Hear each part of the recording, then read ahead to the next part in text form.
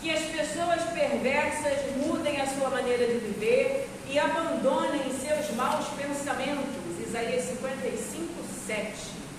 Nesse terceiro domingo da Quaresma, o tema básico é conversão. Há várias definições para esse termo, mas podemos selecionar uma que diz que conversão é uma mudança moral para melhor. Ser uma pessoa convertida é ser uma pessoa moralmente melhor do que se era antes da conversão. E também nós podemos afirmar que a conversão e a santificação andam juntas. O momento da conversão pode ser um episódio muito forte, marcante, ou então acontecer gradativamente, levando a pessoa a meditar por um tempo sobre o tema, até se decidir definitivamente em algum momento específico. Já a santificação ocorre ao longo da vida do convertido. Por mais que se mude radicalmente de postura a partir da conversão, do momento da conversão, muitas arestas morais e espirituais precisarão ser aparadas durante toda a caminhada, ou seja, durante toda a vida da pessoa. Sempre existe alguma coisa a ser mudada, melhorada, modificada. Estamos aqui para isso mesmo, aprendermos a ser pessoas melhores e ajudarmos na construção de um mundo mais fraterno e justo. Isso acontece, gente, com todo mundo, com todas as pessoas que se convertem, vamos dizer assim, né? Ah, mas eu sou nascido e criado na igreja, como eu, né? Sou de Caravóis, sei lá, cristãos. Mas em algum momento a gente desperta a consciência de que a gente precisa dar uma melhorada, mesmo a gente frequentando a igreja desde sempre, tá? Então acontece o que eu falei aqui, da conversão gradativa, né? Que a gente vai pensando e tal. E, por outro lado, quando a pessoa não é frequentante de igreja desde sempre, né? Em algum momento da vida, estamos falando aqui de cristianismo, tá, gente? Por favor. Em algum momento ela dá um clique, ela desperta e vai procurar os ensinamentos de Jesus, né, e tal. Ou de qualquer outra fé também, tá? Também. Aí eu já falo, ainda não é exclusividade do cristianismo. Em algum momento, cada um pode despertar para ser alguém melhor na vida. E, rapaz, eu estou fazendo um negócio que não está bom, não preciso mudar de vida. E aí procura uma fé, tá? Tá valendo também. Portanto, nós podemos concluir que ninguém tem o direito de se sentir melhor do que as outras pessoas por nenhum motivo. Ninguém é melhor do que ninguém por causa de religião, etnia, sexualidade, estado civil, condição socioeconômica, seja lá o que for. Pois todos nós somos filhos e filhas do mesmo Pai. Dele nós viemos e para Ele voltaremos. Por isso que eu falei da questão da religião, tá? E aí o texto do Evangelho de hoje tem uma galera que chega para Jesus querendo fazer fofoca, falar da vida dos outros, né? Falar da vida alheia. É muito engraçado. Quando a gente olha para esse texto, vendo isso, né? A galera chega lá cheia de vontade de fazer uma fofoca, de falar mal dos outros, e aí, coitado, né? Cai de cavalo. Jesus derruba ele do cavalo. Esse texto é bastante contundente a respeito dessa situação, de julgar uns aos outros, que eu estava falando, né? De achar que é melhor do que o outro, por causa da religião, da etnia, da sexualidade, do estado civil, da condição socioeconômica e etc. Então, Jesus fala nesse texto, aquelas pessoas que vieram fazer fofoca com ele, tentaram, né? Para os discípulos e para todos nós em todos os tempos, tá? Em todas as épocas. Jesus fala, o simples fato, nas entrelinhas ele quer dizer isso, tá? O simples fato de nós falarmos que somos cristãos, de que somos seus seguidores, não quer dizer absolutamente nada. Se em nosso dia a dia nós agimos como pessoas inconversas, né? Sem conversão. Vamos lembrar então o texto que eu acabei de ler agora. Naquela mesma ocasião, algumas pessoas chegaram e começaram a comentar com Jesus, a galera da fofoca, como Pilatos havia mandado matar vários galileus Deus. Então Jesus disse: vocês pensam que se aqueles galileus foram mortos desse jeito, isso quer dizer que eles pecaram mais do que os outros galileus? De modo nenhum. Eu afirmo a vocês que se não se arrependerem dos seus pecados, todos vocês vão morrer como eles morreram. Ou seja, no final todo mundo morre, né? Continuando. E lembrem daqueles 18 do bairro de Siloé que foram mortos quando a torre caiu em cima deles. Vocês pensam que eles eram piores do que os outros que moravam em Jerusalém? De modo nenhum. Eu afirmo a vocês que se não se arrependerem dos seus pecados, todos vocês vão morrer como eles morreram. Lucas 13, de 1 a 5. Como eu disse, estava escrevendo essa homilia, né, eu lembrei do título de uma outra homilia que eu fiz alguns anos atrás.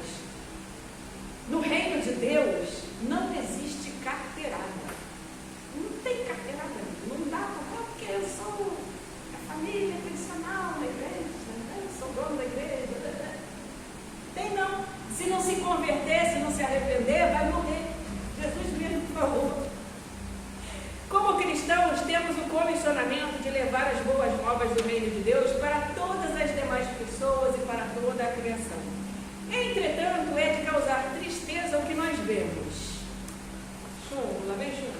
Pessoas que pertencem a grupos cristãos que se dizem melhores do que todos os demais habitantes do planeta, que julgam ter o direito de destruir a natureza, de maltratar os animais, baseados em interpretações fundamentalistas, equivocadas e obsoletas das Escrituras. E pior ainda, quando nós vemos esse tipo de comportamento entre os próprios paroquianos, cada um querendo ser melhor do que o outro, baseando-se em motivos esdrúxulos, sem o menor cabimento, tais como ser um dos fundadores da congregação, estou aqui, gente, eu cortei a fita, ser de família tradicional na denominação a qual pertencem, darem o maior dízimo, serem descendentes de europeus, terem um carro importado ou do ano, serem heterossexuais, terem cursado faculdade famosa, ou mesmo terem um diploma de mestre ou doutor, aí se acha por cima da ralé, né, dos réis mortais. O que se esquece, ou não se sabe, ou finge-se não saber, é que tudo isso que eu acabei de dizer fica aqui na terra quando a gente morre.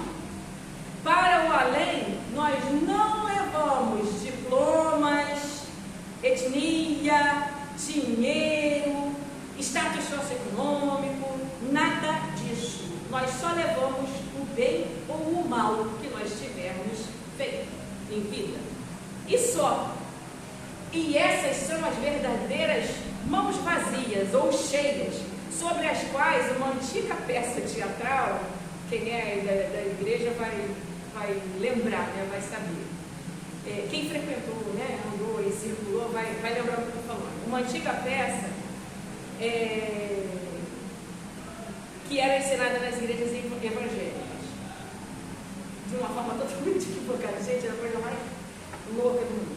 Nessa peça, a pessoa ia para o céu ou para o inferno por ter ou não ter convencido outras pessoas a aceitarem Jesus. Um grande erro teológico que aterrorizava os visitantes e até mesmo os próprios crentes que nunca haviam convencido ninguém a pertencer à sua igreja, ou como dizem, aceitar Jesus. Nessa peça tinha até um Satanás que vinha pegar a pessoa e carregava, a pessoa ia gritando. Meu Deus, que horrível, gente, que horrível. E era assim, a pessoa ia para o céu ou para o inferno porque tinha convencido gente a aceitar Jesus ou não tinha. Se não tivesse convencido ninguém a aceitar Jesus, ia para o inferno. O capeta vinha, levava a pessoa, e a pessoa saía gritando pela igreja, e o Satanás levando ela. Ou então vinha um anjo e levava para o céu, e a pessoa... Gente, muito louco isso. Meu Deus, dá até vergonha. Mas, coitados, né? Estavam tentando acertar, mas não estava certo não, está errado, não é isso, não é isso.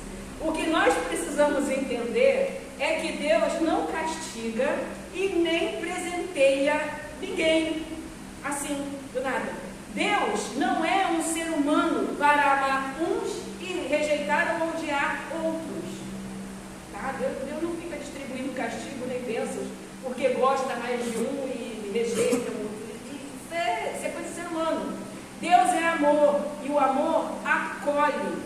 Dessa forma, o que acontece é que apenas colhemos os frutos das sementes que nós plantamos, sejam essas sementes boas ou ruins.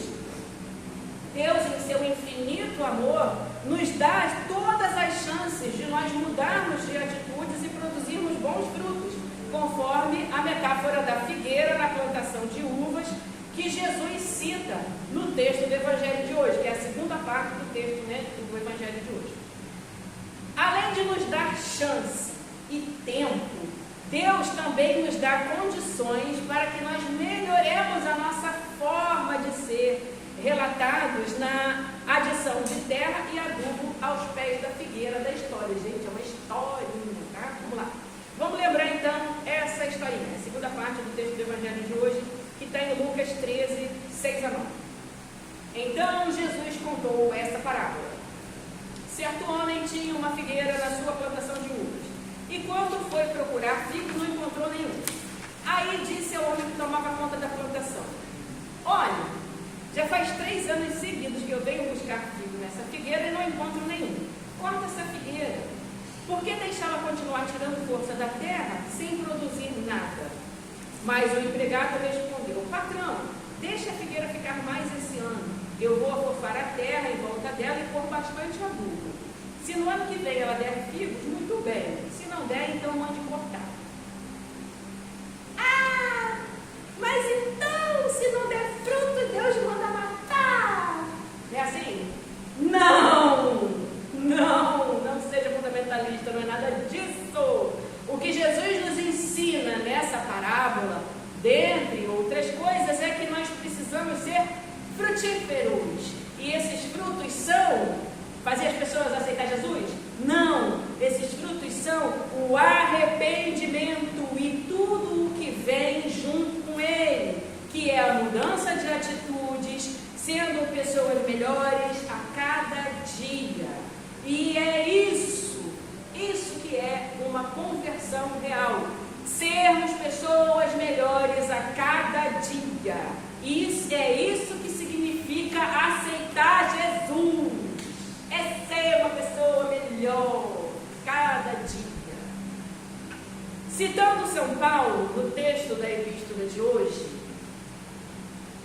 diz assim: tudo isso aconteceu com os nossos antepassados, a fim de servir de exemplo para os outros, e aquelas coisas foram escritas a fim de servirem de aviso para nós. 1 Coríntios 10, 11.